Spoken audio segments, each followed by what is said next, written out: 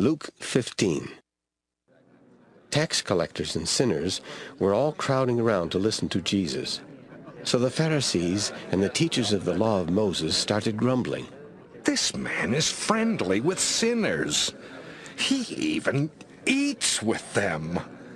Then Jesus told them this story.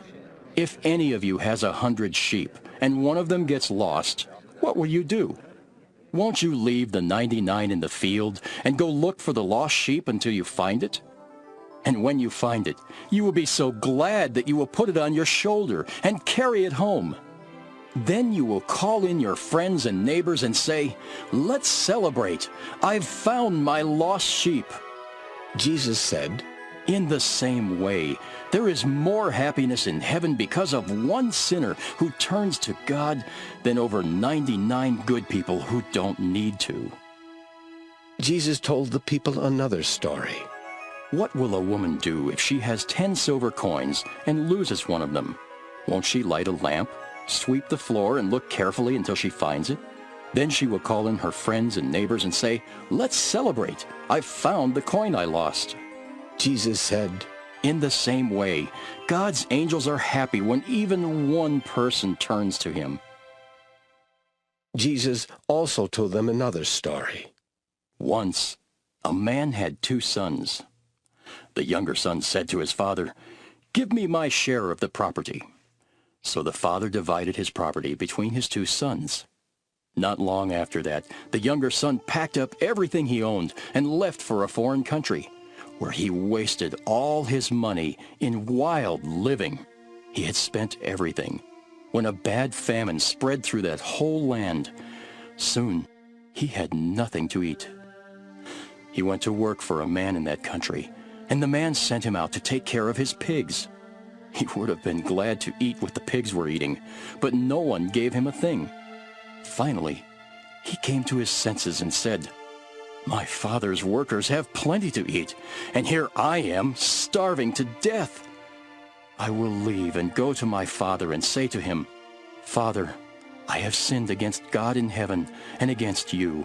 I am no longer good enough to be called your son. Treat me like one of your workers.' The younger son got up and started back to his father. But when he was still a long way off, his father saw him and felt sorry for him. He ran to his son and hugged and kissed him. The son said, 'Father, I have sinned against God in heaven and against you. I am no longer good enough to be called your son.' But his father said to the servants, 'Hurry and bring the best clothes and put them on him. Give him a ring for his finger and sandals for his feet. Get the best calf and prepare it so we can eat and celebrate. This son of mine was dead, but now has come back to life. He was lost and has now been found.' And they began to celebrate. The older son had been out in the field, but when he came near the house, he heard the music and dancing.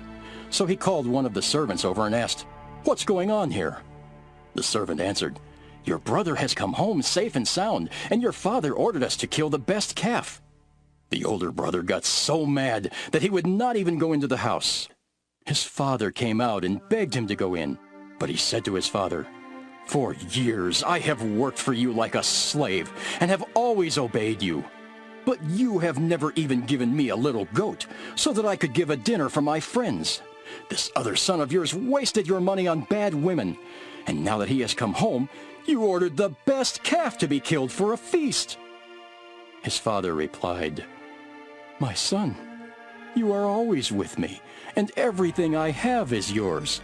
But we should be glad and celebrate. Your brother was dead, but he is now alive. He was lost and has now been found.'